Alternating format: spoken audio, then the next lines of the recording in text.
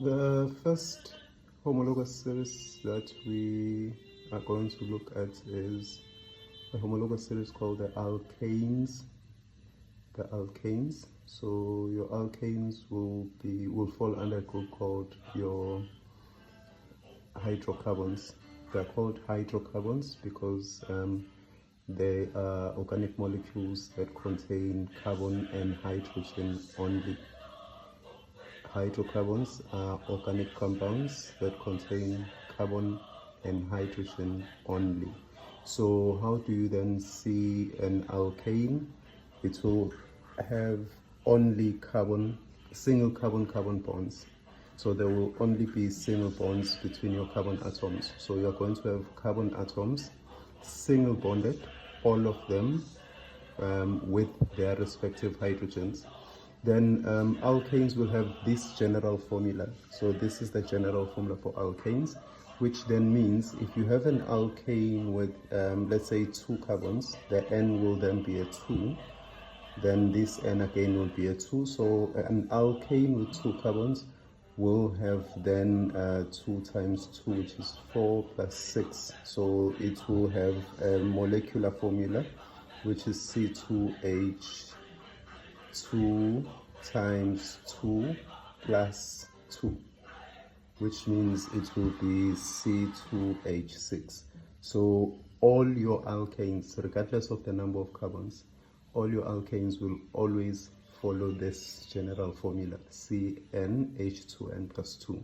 You will be asked in your exam the general formula for alkanes, or be given a structure of an alkane. How do you identify from the structure if it's an alkane?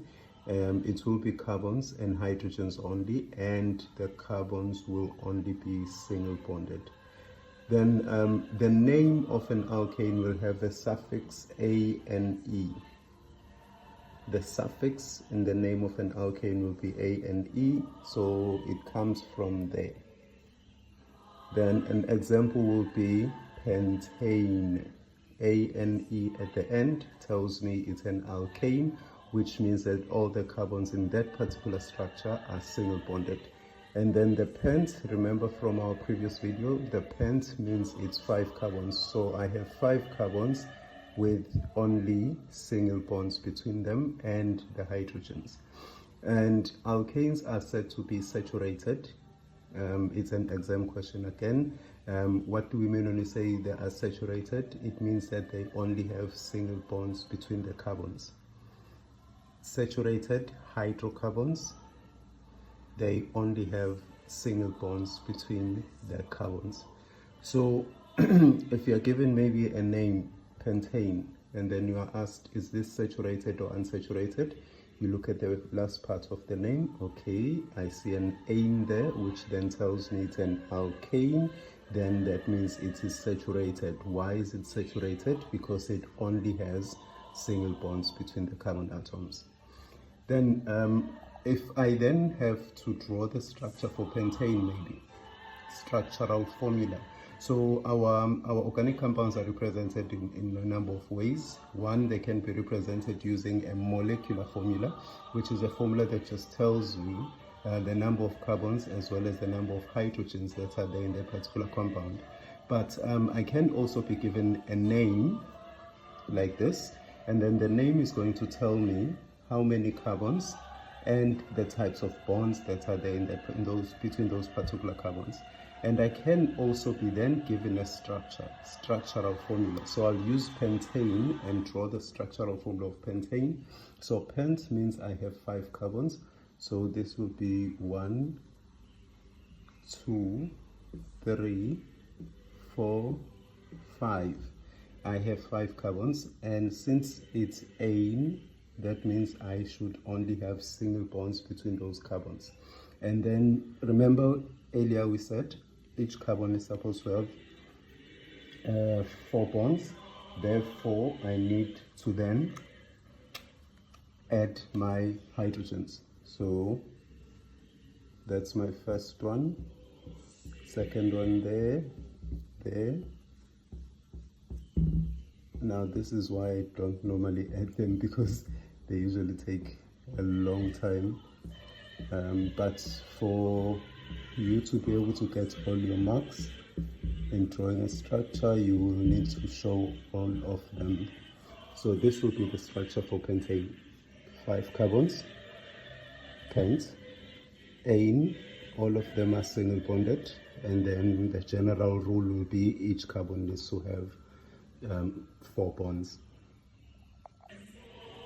And then the second homologous series will be what we refer to as alkenes. Alkenes are also classified as hydrocarbons. Remember earlier we said alkanes are hydrocarbons because they contain only carbon and hydrogen only. So alkenes will also be hydrocarbons. That means that an alkene will only have carbon and hydrogen atoms only. Then how do I then see an alkene? There will be a carbon-carbon double bond, at least one carbon-carbon double bond. So that means that you can have single bonds between other carbons, but there must be at least one double bond between any 2 carbons. Then the general formula for alkenes will be CnH2n. Therefore, an alkene with 4 carbons, it means that it will have 8 hydrogens. Why is it 8? Because the N is 4. Then that means that this is 2 times 4, which gives me an 8. Then the suffix in the name, the last part of the name in alkenes will be ene, comes from that. Then that means that an alkene, at the end of the name for an alkene, there will be an "-ine". For instance, I have this one as an example, propene. The ene there tells me that there is a double bond between 2 carbons. And since alkenes do not have only single bonds, then there will be difference from your alkanes. Remember, alkanes, we said they are saturated because of their single bonds only between the carbon atoms. Now in this case, because we have at least one double bond, therefore your alkenes will then be classified as unsaturated. So alkenes are unsaturated, alkanes are saturated. Why are alkenes unsaturated? Because they have a double bond between 2 carbons. Why are alkanes saturated? Because they only have single bonds between carbon atoms. Then our example here is propene. Remember earlier we said prop means we have 3 carbons, and the "-ine" tells us that there is then a double bond between any 2 carbons. So this then means if I were to draw the structural formula for alkene, for propene, the structural formula will be C, another C there. Then since there is an "-ine", then there must be a double bond there. Then this is incomplete. Remember, each carbon needs to have 4 bonds. So this one is 2, so I need to add a hydrogen here, another hydrogen there. So now it has 4 carbons. Now I know it usually looks strange because there is nothing here, and then people are tempted to include a hydrogen. But if you put a hydrogen here, then you violated the rule, because you know that your carbon needs to only form 4 bonds. Same goes for this carbon, the second carbon, this 1, 2, 3, therefore it needs a hydrogen. Doesn't matter where you put the hydrogen, it can be below or on top of the carbon, doesn't matter as long as there is a hydrogen that is going to complete the octet rule for carbon, or that is going to make the carbon to have 4 bonds. Then this one has 1, so I need to add 3. Then I have my propene structure, and it is unsaturated. Why? Because of the double bond between those 2 carbons. Now if I then have, let's say I have butene.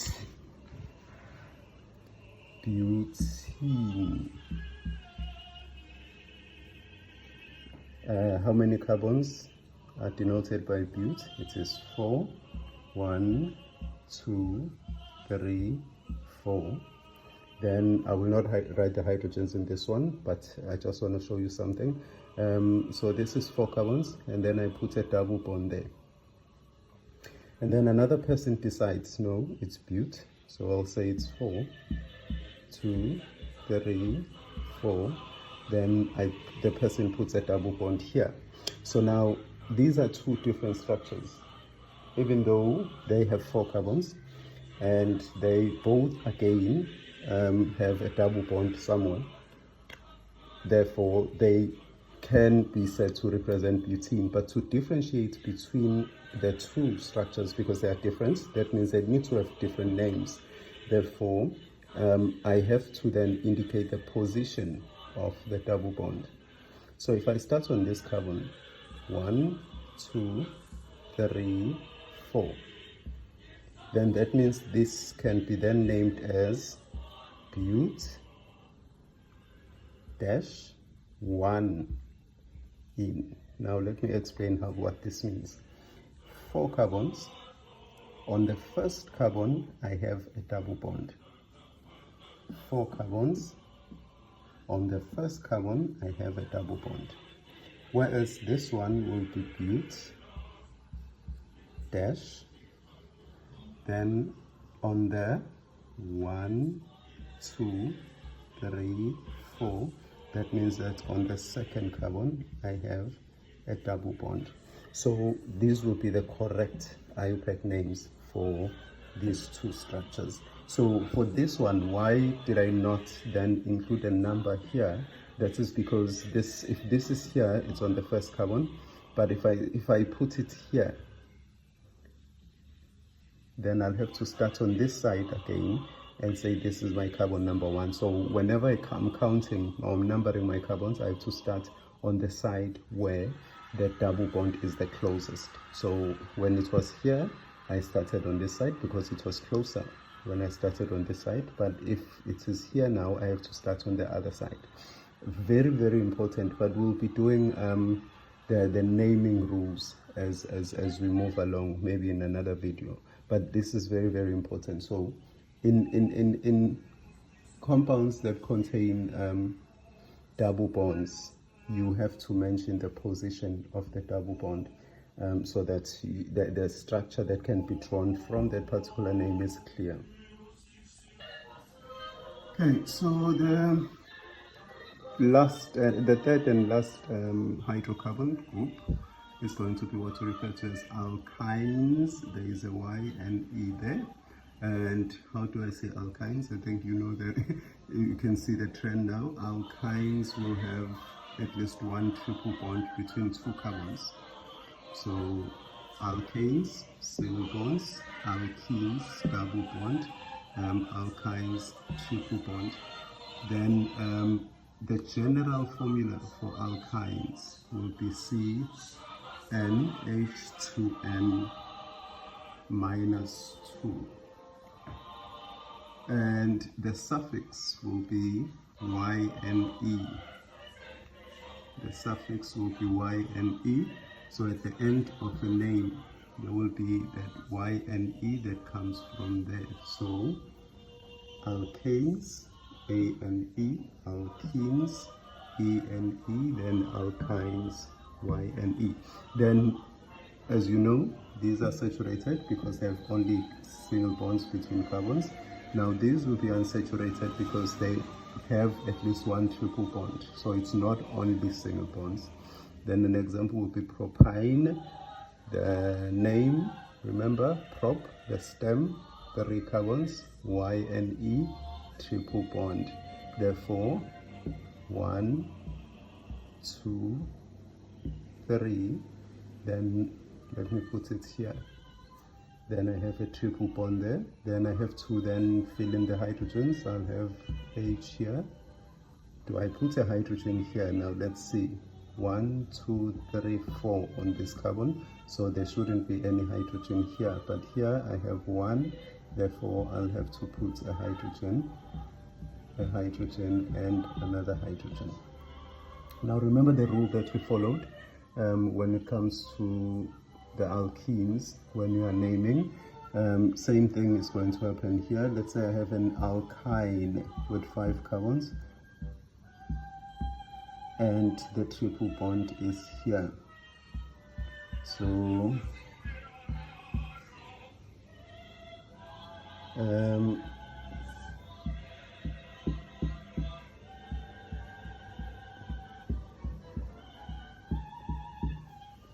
I have something like that. So it is 2, 4, 5 carbons. So 5 carbons, we said it is pent. Then let's see, where is the triple bond? If I start on this side, the triple bond is 1, 2, 3, so it's on carbon number 3. But if I start on this side, 1, 2, it's on carbon number 2. Therefore, I'll start on this side, 1, 2, 3, 4, 5. Why again am I starting on this side? Because I have to start on the side where the triple bond is the closest. So when I start on this side, 1, 2, 3, it's on carbon number 3. When I start on this side, it's on carbon 1, 2, it's on carbon number 2. So this will then be pent 2 wine. And these, very important, these must be there. They are used to separate a letter and a number. A number and a letter will be separated by a hyphen. Hyphen separates a letter and a number. Very, very important. So those were your hydrocarbons, compounds that are only made, or they only contain carbon and hydrogen only, carbon and hydrogen atoms only. Those are alkanes, alkenes, and alkynes. And you should know the difference between them. You should be able to explain saturation. Why is this saturated and why is this unsaturated? And you must also be able to draw the structural formula, which is this, given the name, or you must also be able to name when you are given the structural formula. But what is important in this video is being able to identify the 3 homologous series and know the saturation of the different molecules depending on their homologous series. And very important, they are called hydrocarbons because they only contain carbon and hydrogen only. So in the next video, we'll be looking at other 3 homologous series. As I said, I think you have to know at least 8 of them.